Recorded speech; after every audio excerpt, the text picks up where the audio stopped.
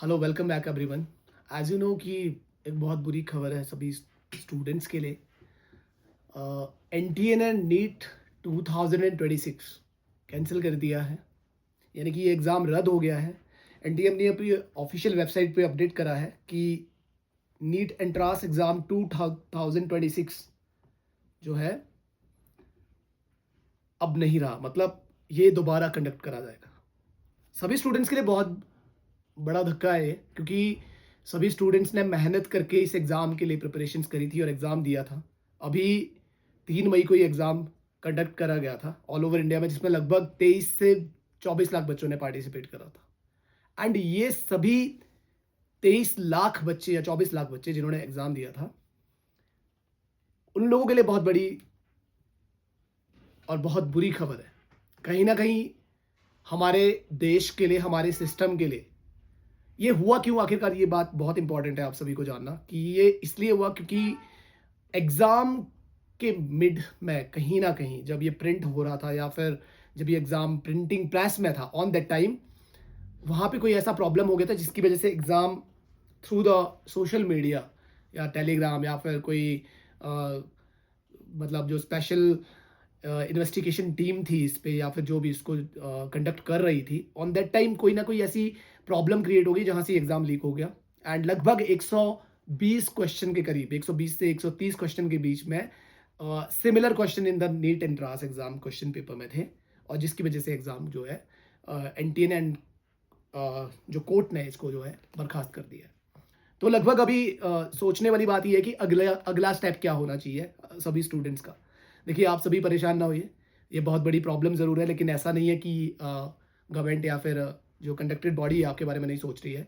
Definitely उन लोगों ने डिसाइड करा है कि एग्ज़ाम दोबारा होगा, and as soon as possible, most probably 1 month या फिर 2 मंथ या फिर 45 टू 60 डेज़ के बीच में इसका जो है सॉल्यूशन आपको मिल जाएगा, ठीक है? वैसे as soon as possible NTA ने बोला है कि हम इसको अपडेट कर देंगे कि एग्ज़ाम कब होने वाला है। लेकिन ऐसी एक सिचुएशन 2024 में भी हुई थी, आपको पता है कि जब 67 स्टूडेंट्स ने 720 आउट ऑफ 720 स्कोर करा था, एंड वहाँ पे भी कोई प्रॉब्लम क्रिएट हो गई थी। दैट्स व्हाई वहाँ पे भी एग्ज़ाम दोबारा नहीं हुआ था, लेकिन वहाँ पे कुछ नॉर्मलाइजेशन के थ्रू जो है उसको सेटल डाउन कर दिया गया था। बट राइट नाउ ऐसी सिचुएशन नहीं थी जैसी इस बार है। एग्ज़ाम दोबारा होने जा रहा है, तो बहुत सारे बच्चों ने पढ़ना छोड़ दिया होगा या फिर बहुत सारे बच्चों ने ये भी सोच दिया होगा मेरा एग्ज़ाम बहुत अच्छा हुआ था। लेकिन सबसे बड़ा धक्का उन स्टूडेंट्स के लिए है जिन बच्चों ने सच में मेहनत करके इस एग्ज़ाम के लिए प्रिपरेशंस करी थी। First year drop, second year drop, कोई थर्ड ईयर होगा, कोई फोर्थ ईयर होगा। तो मोस्टली उन बच्चों के लिए बहुत बड़ा प्रॉब्लम है, लेकिन उनको टेंशन लेने की ज़रूरत नहीं है। उनको सबसे पहले काम रहना है, शांति से डिसीजन लेना है कि मुझे 1-2 महीने का अगर टाइम मिल रहा है तो मुझे अपने कंसेप्ट, अपने उस टॉपिक, उस पॉइंट ऑफ व्यू पे जाना है जहाँ पे उसको प्रॉब्लम्स थी और उसको दोबारा रिवाइज करना है। और उन चीज़ों को सेटल डाउन करने के बावजूद जब भी एग्ज़ाम होगा, जैसे कि एनटीए ने बोला है कि आपका वही सेम पैटर्न रहेगा, वही एग्जामिनेशन सेंटर रहेगा, एंड वही आपका एडमिट कार्ड रहेगा। इट मीन सिंपली, और दूसरी बात, आपको कोई भी रजिस्ट्रेशन करने की ज़रूरत नहीं है। हाँ, इस पे कुछ ना कुछ आपको अप्लाई करने के लिए सोर्सेज मिलेंगे कि किस तरीके से आपने उसके लिए अप्लाई करना है, तो वो आपको अपडेट कर देगा एनटीए, एंड हम भी आपको अपडेट कर देंगे उसके उस चीज़ के बारे में। तो एनटीए जो भी डिसाइड करेगा वो आप तक अपडेट हो जाएगा, लेकिन आपके फेवर में होगा। लेकिन बहुत बड़ी बात है कि आपका ये एग्ज़ाम नहीं हो रहा, अब रद्द हो चुका है। उसकी कहीं ना कहीं वजह, जो एग्ज़ाम कैंसिल हुआ, 3 या 4 स्टेट्स में ये जो है डिवाइडेशन हुआ है एग्ज़ाम के, जो क्वेश्चन पेपर था इसका, जो जिसको बोला जा रहा है कि एक सैम्पल पेपर ही समझ सकते हो। जिस तरीके से सैम्पल पेपर आते हैं उस तरीके से ये पेपर जो है बच्चों तक प्रोवाइड करा गया थ्रू द सोशल मीडिया, और उसके बाद ये व्हाट्सएप ग्रुप पे आया और वहां से जो है इसको फॉरवर्ड करा गया सो मेनी टाइम्स। जिस तरीके से यहाँ पे लिखा हुआ है कि दिस, एक स्क्रीनशॉट भी आप इसको अगर देखना चाहेंगे तो आप ऑनलाइन किसी भी प्लेटफॉर्म पे चेक कर सकते हैं, जिसमें लिखा है कि this message forward so many times, ठीक है, मेनी टाइम्स फॉरवर्ड करा गया। इट मीन सिंपली इंडिया में या फिर हमारी कंट्री में या हमारे प्रदेश में भी हो सकता है ये पेपर कहीं ना कहीं पहुंचा हो, तो जो कि स्टूडेंट्स के लिए बहुत बुरी बड़ी चीज़ है।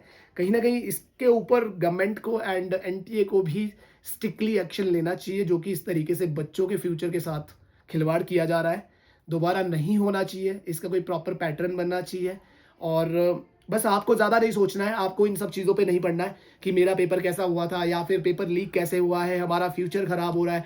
आप इस मैसअप पे ना पढ़े, आपको सिर्फ फोकस करना है कि कहीं ना कहीं आपको अगले री नीट तक प्रॉपरली अपने लिए प्लान तैयार करना है, किस तरीके से हम इस चीज़ों को करेंगे।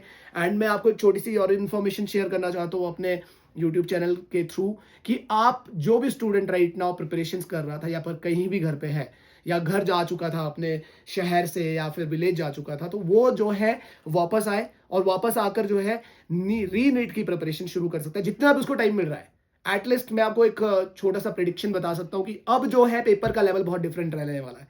हाँ, एनटीए का तो वो जो था कि धुरंधर पेपर होगा वो तो फ्लॉप हो चुका है, ठीक है। कहीं ना कहीं हमें अब फोकस करना है कि पेपर डेफिनेटली अब तो उनकी मजबूरी है टफ डालना। अब तो उनकी मजबूरी है क्वेश्चन पेपर को इतना मॉडरेट या फिर टफ बनाना कि जिससे कि बच्चों का स्कोर जो है बहुत मिनिमम रहे, और कहीं ना कहीं कट ऑफ भी उसी तरीके से नॉर्मलाइजेशन पे आएगी। बट आपको फोकस करना है बायोलॉजी, फिजिक्स एंड केमिस्ट्री, ताकि आपका स्कोर जो है सिलेक्शन लेवल तक पहुंचे।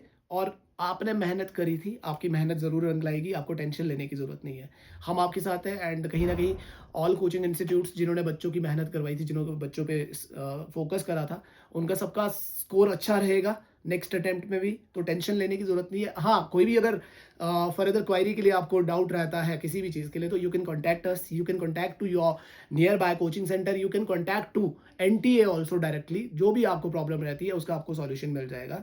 सो बुरी खबर ये है कि नीट नहीं अब वो वैलिड रहा जो आपने दिया था। अच्छा, मैं यही बोल सकता हूँ कि थोड़ा सा टाइम मिल गया है आपको फिर से एग्जाम देने के लिए। ये समझिए कि टेस्ट सीरीज चल रही है। मोस्टली आपको इस तरीके से प्लान करना है, जैसे टेस्ट सीरीज आपकी चल रही थी उसी तरीके से टेस्ट सीरीज का सेकंड पार्ट है ये, और आपको इम्प्रूव करना है प्रीवियस टेस्ट से इस टेस्ट पे। सो डोंट वरी, आप अच्छे से मेहनत करो। एंड कोई आपको रिक्वायरमेंट होगी तो please contact us. Thank you so much.